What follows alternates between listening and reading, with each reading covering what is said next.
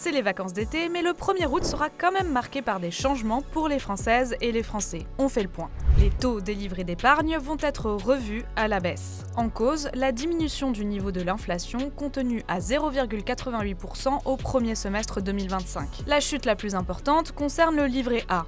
Il passe de 2,4 à 1,7%. Le taux d'épargne du livret préféré des Français a presque été divisé par 2 avec les dernières révisions, puisqu'il était encore à 3% en février dernier. Le livret de développement durable et solidaire et le livret d'épargne populaire sont aussi touchés. Ils passeront respectivement à 1,7 et 2,7%. La facture va être plus salée pour les derniers réfractaires au compteur Linky. Bien que 95% des ménages disposent d'un compteur Linky, plus de 2 millions de clients refusent encore cette installation. Les foyers qui n'en ont pas devront payer 6,48 € tous les 2 mois, soit 38 € par an. Une taxe s'appliquera aussi à ceux qui ne transmettent pas leur relevé d'index spontanément ou qui ne prennent pas rendez-vous pour une relève.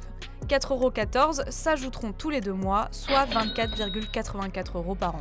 La TVA sur les abonnements énergétiques passera de 5,5 à 20% à compter du 1er août, en application de la loi européenne sur l'uniformisation des factures de gaz et d'électricité. En moyenne, cela représentera une hausse annuelle de 10 € pour les foyers. Lors de la présentation du budget 2025, François Bayrou avait annoncé que cette mesure permettrait 1,5 milliard d'euros de recettes.